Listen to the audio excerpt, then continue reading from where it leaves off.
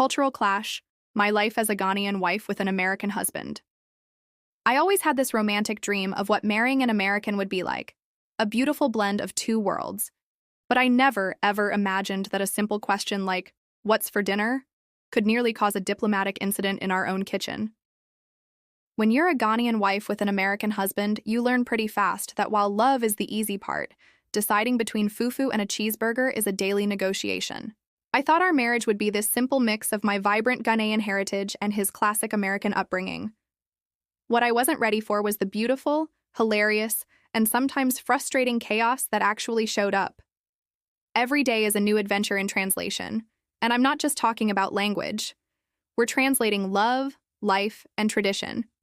I pictured a perfect merger of two worlds, but the reality is we're building a totally new one from scratch, and the main construction site is our living room. Today, I want to take you inside some of the biggest cultural battlegrounds my husband David and I have navigated. In the heart of every Ghanaian home is the kitchen.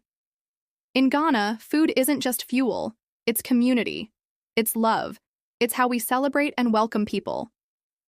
Our meals are meant to be shared. So, you can imagine my shock early in our marriage when I spent hours lovingly making a pot of light soup with fufu. The aroma filled our entire apartment, and I was so proud. Then my dear husband walked in, sniffed the air, and asked with genuine concern, "Is everything okay? It smells very spicy," he said. I just stared at him and said, "Spicy? This was my comfort food. For me, the spicier, the better." For him, a dash of black pepper is a walk on the wild side. But the real flashpoint wasn't the spice, it was the hands. One night, I served banku with grilled tilapia and my homemade shido. I sat down, washed my hands, and got ready to dig in the proper way, with my right hand.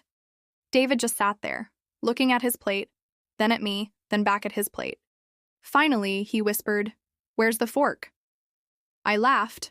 I thought he was joking. He was not. I tried to explain that eating with your hands connects you to the food, that it's how you really enjoy the meal. He tried to explain that centuries of human innovation gave us cutlery for a reason. So there we were, in this absurd standoff. Me, passionately defending the culture of eating with my hands, and him, making a case for the civilizing power of the fork.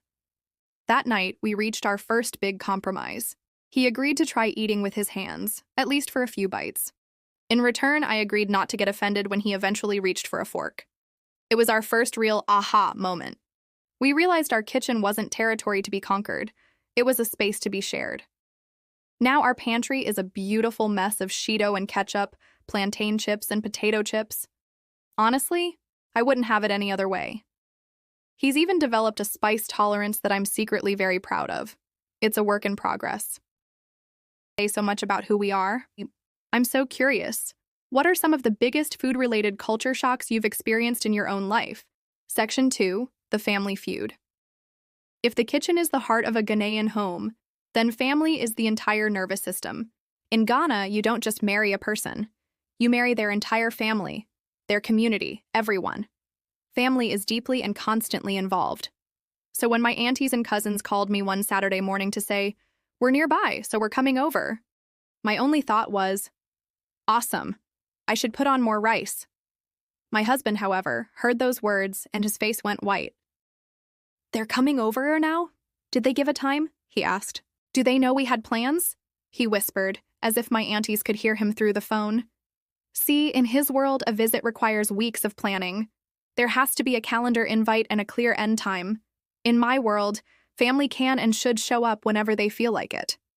Their presence is a gift, not an interruption. And that difference created so much tension in our first year.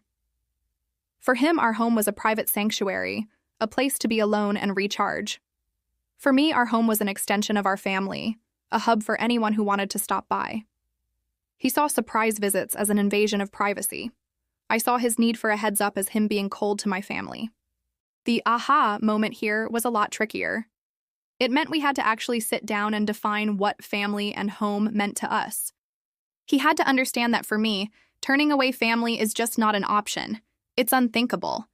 And I had to understand that his need for personal space wasn't a rejection of my culture, but a core part of his. My family now knows to give us a little heads up, even if it's just an hour's notice. It's not the formal invitation David's used to, but it's enough for him to get ready. And he's learned to embrace the beautiful chaos of a house suddenly filled with laughter, food, and my cousins asking him a million questions. He's learned that a full house really does mean a full heart. Section 3. The communication conundrum. And that brings me to our last big hurdle, communication. You'd think this would be easy. We both speak English, right? Wrong. We speak two totally different versions of it, filtered through our cultures. Americans, as I've learned, are incredibly direct. If David doesn't like something, he'll just say, "I don't like that." It's efficient, it's clear, and to my Ghanaian ears, it can sound shockingly blunt. In Ghana, we tend to communicate with a lot more nuance. We value social harmony, so we often talk around a subject to soften the message. We use proverbs and hints to make a point without causing offense.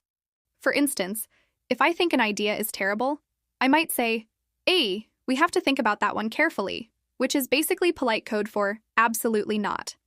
In our early days, this caused so many misunderstandings.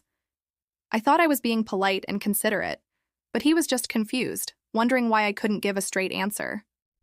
He thought he was being clear and honest, but I was sitting there thinking, why is he being so harsh? The real turning point came when we were deciding on a big purchase. I kept saying things like, "Are you sure this is the right time?" And, "Let's pray on it," hoping he'd read between the lines. He, being American, took my words literally. "Great, so you agree. Let's do it," he said. I was horrified. That night, it all came tumbling out. "Why didn't you just say no?" he asked, completely exasperated. "I thought I did," I shot back, just as frustrated. That's when we realized we were speaking different emotional languages. He wasn't being harsh, he was being clear. I wasn't being sneaky, I was being diplomatic. Now we have a system. I've learned to be more direct, even when it feels weird, and say, "David, my answer is no." And he's learned to listen for the nuance in what I say, asking things like, "When you say we should think about it, does that mean you have some concerns?" It takes work, every single day. We've learned that good communication isn't just about talking, it's about understanding how the other person hears. Conclusion. Being in an intercultural marriage is like having a live-in translator, a personal tour guide, and a debate partner all rolled into one. It's definitely challenging. You're constantly having to look at your own beliefs, your traditions, and your way of doing things. But it is without a doubt the most enriching experience of my life. These clashes over food, family, and talking, they aren't just struggles. They're the very things that are building our unique relationship. Every argument has ended with us understanding each other a little more deeply. Every mix-up has forced us to get better at communicating. We're not just a Ghanaian woman and an American man anymore. We are our own little culture, a mix of spicy jollof rice and mac and cheese, of loud family get-togethers and quiet nights in, of straight talk and gentle hints. And that really is the beauty of it all. Love doesn't erase your culture. It pushes you to build a new one together, one with enough space for both of you. It's a love that's patient, a love that's willing to learn, and a love that knows that sometimes the best answer is to just eat your fufu with a fork. CTA. Thank you so much for hanging out with me today and letting me share a little piece of my world. If you enjoyed this and want to see more of our intercultural life, please hit that subscribe button and turn on notifications so you don't miss our next adventure. And please, share your own stories in the comments. I truly believe we can all learn so much from each other. Until next time, stay blessed.